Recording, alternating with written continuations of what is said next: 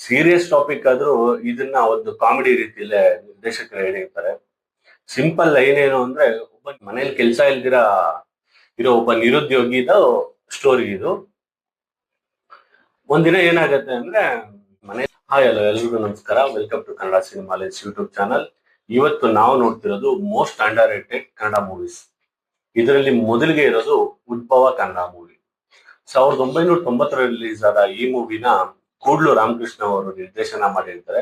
ನಮ್ಮ ನಾಗತಿಹಳ್ಳಿ ಚಂದ್ರಶೇಖರ್ ಅವರು ಡೈಲಾಗ್ಸ್ ಬರೆದು ಸ್ಕ್ರೀನ್ ಪ್ಲೇ ಮಾಡಿರ್ತಾರೆ. ಇದನ್ನ ಮುಖ್ಯ ತಾರಾ ಬಳಗಕ್ಕೆ ಬರೋದಾದ್ರೆ ಅನಂತ್ ನಾಗ್ ಅವರು, ದಿನೇಶ್ ಅವರು, ನಮ್ಮ ಬಾಲಣ್ಣ ಅವರು, ಸುಂದರ್ ರಾಜ್ ಅವರು, ವೈದ್ಯನಾಥ ಬಿರಾದರ್ ಅವರು ಮುಂತಾದ ತಾರಾ ಬಳಗ ಇದ್ರಲ್ಲಿರುತ್ತೆ. ಇದ್ರ ಸಿಂಪಲ್ ಲೈನ್ ಏನು ಅಂದ್ರೆ, ಒಬ್ಬ ಕಾಮನ್ ಮ್ಯಾನ್ ಪವರ್ ಬಂದ್ರೆ ಏನೇನ್ ಮಾಡ್ತಾನೆ, ಹಾಗೂ ಅವನ್ ಪವರ್ ಬಂದ್ರೆ ಪೊಲಿಟಿಕಲ್ ಅಲ್ಲಿ ಏನೇನ್ ಚೇಂಜಸ್ ಆಗುತ್ತೆ ಅನ್ನೋದೇ ಇದ್ರ ಮೇನ್ ಟಾಪಿಕ್.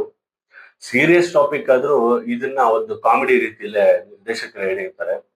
ಸಿಂಪಲ್ ಲೈನ್ ಏನು ಅಂದ್ರೆ, ಮನೇಲಿ ಕೆಲಸ ಇಲ್ದಿರಾ ಇರೋ ಒಬ್ಬ ನಿರುದ್ಯೋಗಿದ ಸ್ಟೋರಿ ಇದು. ಒಂದಿನ ಏನಾಗತ್ತೆ ಅಂದ್ರೆ, ಅನಂತ್ ನಾಗ್ ಅವರು ಇದೇ ತರ ರೋಡಲ್ಲಿ ಬರ್ಬೇಕಾದ್ರೆ ಒಂದು ಹೋಟೆಲ್ ಅಲ್ಲಿ ಕಾಫಿ ಕುಡಿತಾ ಇರ್ಬೇಕಾದ್ರೆ ಹಿಂಗೆ ಡಿಸ್ಕಷನ್ ಆಗ್ತಾ ಇರತ್ತೆ. ಅದ್ ನೋಡಿದ್ರೆ ರೋಡಲ್ಲಿ ಒಂದು ಆಕ್ಸಿಡೆಂಟ್ ಆಗಿರುತ್ತೆ. ಅನಂತ್ ನಾಗ್ ಅವ್ರಿಗೆ ಬೇರೆ ಕೆಲಸ ಇರಲ್ಲ. ಸೊ ಅದರಿಂದ ಏನ್ ಮಾಡ್ತಾರೆ, ಅವರು ಅದನ್ನ ಕ್ಯಾಶ್ ಆಗಿ ಉಪಯೋಗಿಸ್ಕೊಳಕ್ಕೆ ಹೋದಾಗ ಅಲ್ಲಿ ಒಬ್ಬ ಮುದ್ಕನ್ಗೆ ಆಕ್ಸಿಡೆಂಟ್ ಆಗಿರತ್ತೆ. ಮುದ್ಕನ್ಗೆ ಆಕ್ಸಿಡೆಂಟ್ ಆದಾಗ ಹಂಗೆ ನೋಡ್ತಾ ನೋಡ್ತಾ ಏನಾಗುತ್ತೆ ಅಂದ್ರೆ, ಜನ ಎಲ್ಲ ಸೇರ್ತಾರೆ. ಅನಂತ್ ನಾಗ್ ಅವರು ಅಲ್ಲಿ ಅವನ್ನ ಆಕ್ಸಿಡೆಂಟ್ ಮಾಡಿದವ್ರನ್ನ ದಬಾಯಿಸಿ ಒಂದ್ 500 ರೂಪಾಯಿ ಕಾಸು ಇಸ್ಕೋತಾರೆ. ಜವಾಬ್ದಾರಿ ನಮ್ದು. ಜೇಬಲ್ಲಿ ಎಷ್ಟಿದೆ ತೆಗಿ. 500 ರೂಪಾಯಿ ಇದೆ. ತೆಗಿ ಆಟೋ ತಗೊಂಬ ಹೋಗು. ಎಷ್ಟಿದೆ? 500 ಕೊಡಲ್ಲ. ಇಷ್ಟಕ್ಕೆ 500 ರೂಪಾಯಿನಾ? ಚೌಕಾಶಿ ಬೇರೆ ಮಾಡ್ತಿದ್ದೇನೆ. ನರ್ಸಿಂಗ್ ಹೋಮ್ ಹೋದ್ರೆ 1,000ಕ್ಕಿಂತ ಕಡಿಮೆ ಇಲ್ಲ ಗೊತ್ತಾ? ಬೇಡ, ಪೊಲೀಸ್ ಸ್ಟೇಷನ್ಗೆ ನಡಿ. ಅಲ್ಲಿಂದ ಮುದ್ಕನ್ನ ಆಟೋಗೆ ಕರ್ಕೊಂಡು ಹೋಗ್ತಾರೆ. ಹೋಗ್ತಾ ಇರ್ಬೇಕಾದ್ರೆ ಆಟೋದವ್ನ್ ಕೇಳ್ತಾನೆ, ಆಟೋದವ್ನ್ಗೆ ಹೇಳ್ತಾರೆ ಇಲ್ಲೇ ನಿಲ್ಸಿ ಅಂತ. ಆಟೋದವ್ನ್ ಹೇಳ್ತಾನೆ, ಇದು ನರ್ಸಿಂಗ್ ಹೋಮ್ ಅಲ್ಲ, ಇದು ಸ್ಮಶಾನ ಅಂತ. ಅದಕ್ಕೆ ನಮ್ಮ ಅನಂತ್ ನಾಗ್ ಸರ್ ಎಷ್ಟು ಚೆನ್ನಾಗಿ ಹೇಳ್ತಾರೆ ಅಂದ್ರೆ, ಸ್ಮಶಾನ ನರ್ಸಿಂಗ್ ಹೋಮ್ ಎರಡು ಒಂದೇನಪ್ಪ, ನಿನ್ಗೆ ಗೊತ್ತಾಗಲ್ಲ ಇದೆಲ್ಲ. ಸುಮ್ನೆ ವಿಚಾರಿಸ್ಕೊಳಪ್ಪ ಅಜ್ಜ. ಇಲ್ಲಿಂದ ಸ್ಟೋರಿ ಟರ್ನ್ ಆಗುತ್ತೆ. ಸೊ ಅಲ್ಲಿ ಆಕ್ಸಿಡೆಂಟ್ ಆಗಿರತ್ತಲ್ಲ, ಆಕ್ಸಿಡೆಂಟ್ ಆಗ್ಬೇಕಾದ್ರೆ ಅಲ್ಲಿರೋನ್ ಹೇಳ್ತಾನೆ, ಸರ್ ರೋಡ್ ಇನ್ನು ಅಗಲ ಮಾಡ್ಬೇಕಾಗತ್ತೆ ಅಂತ. ಇಲ್ಲಿಂದ ಟಾಪಿಕ್ ಸ್ಟಾರ್ಟ್ ಆಗುತ್ತೆ. ರೋಡ್ ಅಗಲ ಮಾಡ್ತಾರೆ. ಆವಾಗ ನಮ್ಮ ಅಲ್ಲಿ ದಿನೇಶ್ ಅವರು ಅದೇ ಏರಿಯಾದಲ್ಲಿ ಇರೋದ್ರಿಂದ, ದಿನೇಶ್ ಅವರು ಒಂದು ತಕ್ಕ ಮಟ್ಟಿಗೆ ಅಂಗಡಿ ಎಲ್ಲ ಬಾಡಿಗೆ ಕೊಟ್ಟಿರ್ತಾರೆ. ಆ ಅಂಗಡಿಲಿ ಬಾಡಿಗೆಗೆ ಇರೋರು ಏನ್ ಮಾಡ್ತಾರೆ, ಅನಂತ್ ನಾಗ್ ಅವ್ರ ಹತ್ರ ಬಂದು ಈ ತರ ರೋಡ್ ಅಗಲ ಮಾಡ್ತಾರಂತೆ, ಇದನ್ನ ಹೆಂಗಾದ್ರು ಮಾಡಿ ತಪ್ಪಿಸ್ಬೇಕು ಅಂತ ಬಂದ್ ಕೇಳ್ತಾರೆ. ಅದಕ್ಕೆ ಅನಂತ್ ನಾಗ್ ಅವ್ರು ಹೇಳ್ತಾರೆ, ತುಂಬಾ ಖರ್ಚಾಗತ್ತೆ ಅದು ಇದು. ಇವ್ರು ಕ್ಯಾಶ್ ಮಾಡ್ಕೊಳ್ಳೋದನ್ನೇ ನೋಡ್ತಾ ಇರ್ತಾರೆ. ಆಮೇಲೆ ಅವ್ರು ಬಂದು ಒಂದ್ 3,000 ಕಾಸು ಕೊಟ್ಟು ಹೋಗ್ತಾರೆ. ಆಯ್ತು ಸರಿ ಆಯ್ತು ಅಂದ್ಬಿಟ್ಟು ನೆಕ್ಸ್ಟ್ ಏನ್ ಮಾಡ್ತಾರೆ, ಅದೇ ಟೈಮ್ಗೆ ದಿನೇಶ್ ಅವರು ಬರ್ತಾರೆ. ರೋಡ್ ಅಗಲ ಮಾಡ್ತಾರಂತೆ, ಇದ್ರ ಬಗ್ಗೆ ಒಂಚೂರು ತಿಳ್ಕೊಳ್ಳಿ ಅಂತ ಹೇಳಿದಾಗ, ಅಯ್ಯೋ ನೋಡಿ ರಂಗಯ್ಯನವ್ರೆ, ಅದಕ್ಕೆ ಆಫೀಸಿಗೆ ಹೋಗ್ಬೇಕು, ಕಂಬ ಸುತ್ತಬೇಕು, ಕೈ ಬೆಚ್ಚಗ್ ಮಾಡ್ಬೇಕು, ಪ್ಲಾನ್ ತೆಗಿಸ್ ನೋಡ್ಬೇಕು, ಅದ್ರ ನಂತರ ಗೊತ್ತಾಗತ್ತೆ. ಅದೆಲ್ಲ ತೆಗೆಸಿ ನೋಡೋದಾಯ್ತು. ಹಂಗೆ ನೋಡ್ತಾ ನೋಡ್ತಾ ಏನಾಗುತ್ತೆ ಅಂದ್ರೆ, ಇದು ಪೊಲಿಟಿಕಲ್ ಡ್ರಾಮಾ ಆಗಿ ಟರ್ನ್ ಆಗಕ್ಕೆ ಸ್ಟಾರ್ಟ್ ಆಗುತ್ತೆ. ಒಬ್ಬ ಕೌನ್ಸಿಲರ್ ಇರ್ತಾನೆ. ಅವನು ಹೆಂಗಾದ್ರೂ ಮಾಡಿ ಅವನದು ಏರಿಯಾದಲ್ಲಿರೋ ಮನೆಗಳು, ಕಾಂಪ್ಲೆಕ್ಸ್, ಅವನ್ ಜಾಗ ಯಾವ್ದಿದೆ ರೋಡ್ ಅಗಲ ಮಾಡಕ್ಕೆ ಇದನ್ನ ಉಳಿಸ್ಕೊಳ್ಳೇಬೇಕು ಅಂತ ಪ್ಲಾನ್ ಮಾಡ್ತಾನೆ. ಆವಾಗ ಅವನು ಅನಂತ್ ನಾಗ್ ಅವ್ರ ಹತ್ರ ಬಂದಾಗ ಅನಂತ್ ನಾಗ್ ಏನ್ ಹೇಳ್ತಾರೆ ಅಂದ್ರೆ, ಸರಿ ಒಂದ್ ಪ್ಲಾನ್ ಮಾಡೋಣ ಅಂತ. ಹಂಗೆ ಪ್ಲಾನ್ ಮಾಡ್ತಾ ಏನಾಗುತ್ತೆ ಅಂದ್ರೆ, ಒಂದು ಗಣೇಶನ ಉದ್ಭವ ಆದ್ರೆ ಹೆಂಗಿರತ್ತೆ ಅಂತ ಪ್ಲಾನ್ ಮಾಡ್ತಾರೆ. ನೋಡಿದ್ರೆ ರಾತ್ರಿನೇ ಗಣೇಶ ಉದ್ಭವ ಆಗ್ತಾನೆ. ಹಂಗೆ ನೋಡ್ತಾ ನೋಡ್ತಾ ಅದು ದೊಡ್ಡ ದೇವಸ್ಥಾನ ಟರ್ನ್ ಆಗುತ್ತೆ. ಇಲ್ಲಿ ಮೇನ್ ಟ್ವಿಸ್ಟ್ ಏನು ಅಂದ್ರೆ, ಇಲ್ಲಿ ನಮ್ಮ ಬಾಲಣ್ಣ ಅವ್ರು ಬರ್ತಾರೆ. ಬಾಲಣ್ಣ ಅವ್ರು ಬಂದು ಏನ್ ಮಾಡ್ತಾರೆ ಅಂದ್ರೆ, ಗಣೇಶನ ವಿಗ್ರಹ ನೋಡಿ ಬಾಲಣ್ಣ ಅವ್ರಿಗೆ ಎಲ್ಲೋ ಒಂದು ಡೌಟ್ ಸ್ಟಾರ್ಟ್ ಆಗುತ್ತೆ. ಅವಾಗ ಬಾಲಣ್ಣ ಅವ್ರು ಹೇಳ್ತಾರೆ, ಇದು ಉದ್ಭವ ಮೂರ್ತಿ ಅಲ್ಲ, ಇದು ನಾನ್ ಕೆತ್ತಿರೋದೇ ಮೂರ್ತಿ ಅಂತ. ಇದು ಉದ್ಭವ ಮೂರ್ತಿ ಅಲ್ಲ, ನಾನ್ ಕೆತ್ತಿದ ವಿಗ್ರಹ.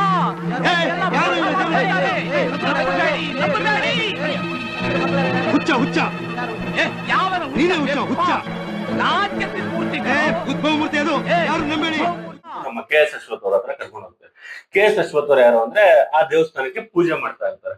ಆವಾಗ ಅವರು ಕೇಳ್ತಾರೆ, KS ಅಶ್ವಥ್ ಅವರು, ನೀವ್ ಯಾರ್ ಸ್ವಾಮಿ ಅಂತ ಕೇಳಿದಾಗ ಅವರೇ ಹೇಳೋದ್ರಲ್ಲ, ನಾನೊಬ್ಬ ಹುಚ್ಚ ಅಂತ. ಆ ತರ ಬಾಲಣ್ಣ ಅವ್ರು ಹೇಳ್ತಾರೆ. ಇದನ್ನ ನೋಡ್ತಾ ನೋಡ್ತಾ ಕಾಮಿಡಿಯಾಗಿ ನಿಮ್ಗೆ ಅರ್ಥ ಆಗುತ್ತೆ ಇನ್ನು ಮೂವಿ ನೋಡ್ತಾ. ಹಾಗೆ ನೋಡ್ತಾ ಏನಾಗುತ್ತೆ ಅಂದ್ರೆ, ಆ ಕೌನ್ಸಿಲರ್ ಕೈ ಕೆಳಗಡೆ ಒಬ್ಬ ಇರ್ತಾನೆ. ಅವನಿಗೂ ಮತ್ತೆ ನಮ್ಮ ಆನಂದ್ ಅವ್ರಿಗೂ ಒಂದು ಚಿಕ್ಕ ಕ್ಲಾಶ್ ಆಗತ್ತೆ. ಸೊ ಅವ್ರೇನ್ ಮಾಡ್ತಾರೆ, ಅಲ್ಲಿಂದ ಸ್ವಲ್ಪ ಡಿಫ್ರೆನ್ಶಿಯೇಟ್ ಬರೋಕ್ ಸ್ಟಾರ್ಟ್ ಆಗುತ್ತೆ. ಆಲ್ರೆಡಿ ಏರಿಯಾದಲ್ಲಿ ಒಂದು ಗಣೇಶ ಉದ್ಭವ ಆಗಿರುತ್ತೆ ಅಂತ ಜನ ಎಲ್ಲ ಮಾತಾಡ್ಕೊಂಡು ದೇವಸ್ಥಾನ ಕಟ್ಟು, ದೇವಸ್ಥಾನದ ಹೆಸರಲ್ಲಿ ಒಂದು ಟ್ರಸ್ಟ್ ಆಗಿರುತ್ತೆ. ಸರಿ, ಆ ಟ್ರಸ್ಟ್ಗೆ ನಮ್ಮ ಆನಂದ್ ನಾಗವರೇ ಇನ್ಚಾರ್ಜು ಆಗಿರ್ತಾರೆ. ಹಂಗೆ ನೋಡ್ತಾ ನೋಡ್ತಾ ಕ್ಲೈಮ್ಯಾಕ್ಸ್ ಏನಾಗುತ್ತೆ ಅಂದ್ರೆ, ಇವಾಗ ರೋಡ್ ಇದಕ್ಕೆಲ್ಲ ಅಗಲ ಮಾಡಕ್ಕೆಲ್ಲ ಪ್ಲಾನ್ ಮಾಡಿರ್ತಾರಲ್ವಾ. ಸೊ ರೋಡ್ ಅಗಲ ಮಾಡಕ್ಕೆ ಸರ್ವೆ ಮಾಡಕ್ಕೆಲ್ಲ ಬರ್ತಾರೆ, ಮನೆಗಳೆಲ್ಲ ಖಾಲಿ ಮಾಡಿಸ್ತಾ ಇರ್ತಾರೆ. ಒಂದು ಮನೆ ಬೆಳೆಸ್ಬೇಕಾದ್ರೆ ಇಲ್ಲಿ ನಮ್ಮ ವೈದ್ಯನಾಥ ಬಿರಾದರ್ ಅವ್ರು ಬರ್ತಾರೆ. ಬಿರಾದರ್ ಅವ್ರು ಬಂದು ಒಂದು ಮನೆ ತೋಡ್ತಾ ಇರ್ತಾರೆ.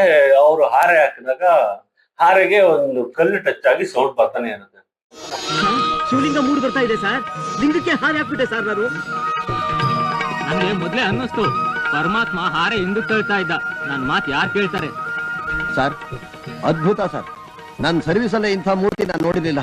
ಅಬ್ಬಾ, ಜನ ಎಲ್ಲ ಶಾಕ್ ಆಗ್ಬಿಡ್ತಾರೆ.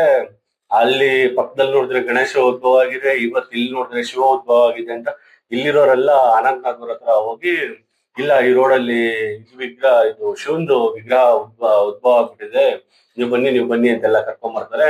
ಆಮೇಲೆ ಗವರ್ಮೆಂಟ್ ಅಧಿಕಾರಿಗಳೆಲ್ಲ ಬಂದು ಚೆಕ್ ಮಾಡಿದಾಗ ಇಲ್ಲೊಂದು ಶಿವಂದು ವಿಗ್ರಹ ಉದ್ಭವ ಆಗಿದೆ, ಹಾಗೆ ಹೀಗೆ ಅಂತೆಲ್ಲ ಮಾತಾಡಕ್ ಸ್ಟಾರ್ಟ್ ಮಾಡ್ತಾರೆ. ಈ ತರ ಹೋದ ಪೊಲಿಟಿಕಲ್ ಜರ್ನಿ ಸೀರಿಯಸ್ ವಿಷಯ ಆದ್ರೂ ಇದನ್ನ ಎಷ್ಟು ಕಾಮಿಡಿಯಾಗಿ ಹೇಳಿದ್ದಾರೆ ಡೈರೆಕ್ಟರ್ ಅಂದ್ರೆ, ದಯವಿಟ್ಟು ಈ ಮೂವಿ ನೀವು ನೋಡ್ಲೇಬೇಕು. ದಯವಿಟ್ಟು ಇವಾಗಲೇ ಹೋಗಿ ಯೂಟ್ಯೂಬ್ ಅಲ್ಲಿ ನೋಡಿ, ಉದ್ಭವ ಅಂತ ಸರ್ಚ್ ಮಾಡಿದ್ರೆ ಬರುತ್ತೆ. ಅವಾಗ 1990s ಅಲ್ಲಿ ಬಂದಿದ್ ಮೂವಿ ಈ ಜನರೇಷನ್ ಹೆಂಗ್ ಸೂಟ್ ಆಗುತ್ತೆ ಅಂತ ನೀವೇ ನೋಡಿ. ಇಷ್ಟ ಆದ್ರೆ ಕಮೆಂಟ್ ಮಾಡಿ, ಶೇರ್ ಮಾಡಿ, ಲೈಕ್ ಮಾಡಿ. Thank you.